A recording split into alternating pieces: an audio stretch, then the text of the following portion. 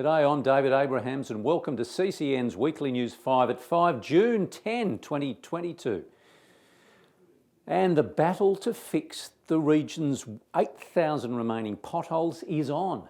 11 council crews plus extra contractors are on the job to fill and refill many holes while the weather is dry.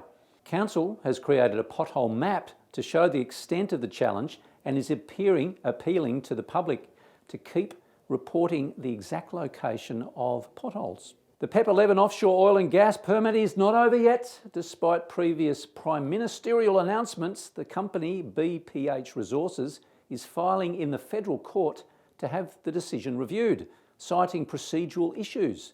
We caught up with Executive Chairman David Breeze to ask why the company is challenging the previous PM's decision. Because what you're seeing in the East Coast is there is a gas crisis, businesses are threatened, and there is an acute need for more gas to come from the East Coast, and it's just not in the system at the moment. We have drilled safely in the past and we can continue to do so. It's crucially important for the economy of New South Wales and the East Coast that there is more gas brought into the system. And fisher folk are happy with this week's announcement by the state government that the region will have a new artificial reef, constructed with funds raised through fishing licences. Agriculture Minister Dougal Saunders drove up to Crackneck Lookout to make the announcement. Today announcing that the Central Coast will have one of these offshore artificial reefs is significant. The design phase can now start, so with the local Fisho Advisory Group, we'll now go through that process of actually designing what the structure will look like. Criticism of the state government's postponement of council elections is growing in the community. This week, long-term former Gosford councillor Vicky Scott came out urging the state government to hold elections this year or next and to release the region from administration. Things are happening within council, decisions are being made that should be left for elected representatives. Should not be made by an administrator.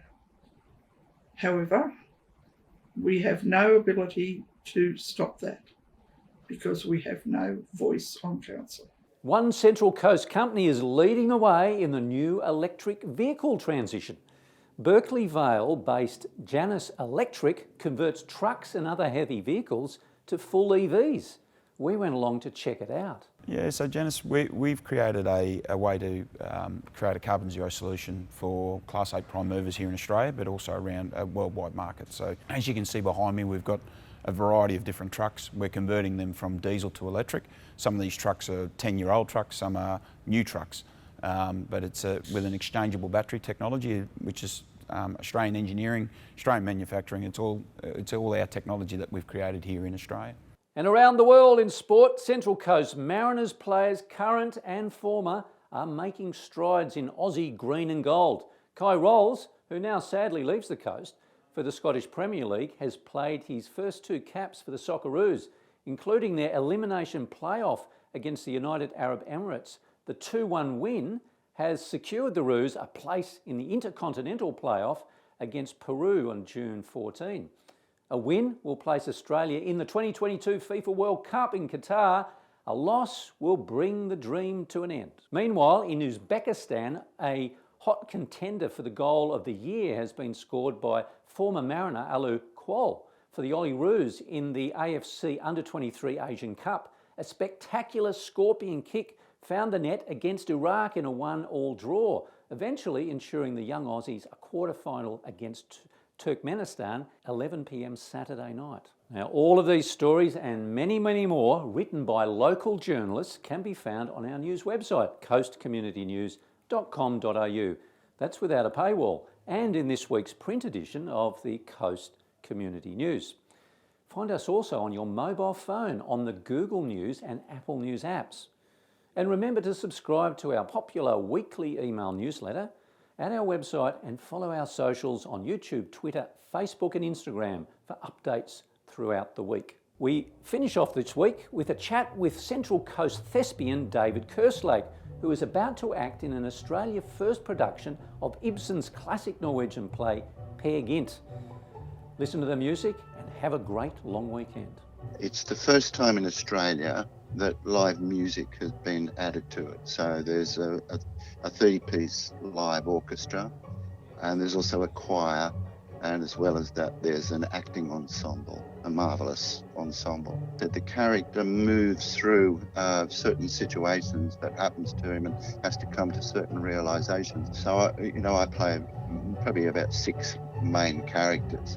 A spineless dolt who has his bride stolen away from Peer Gynt at his own wedding. I play a troll, which gets heavily into fantasy.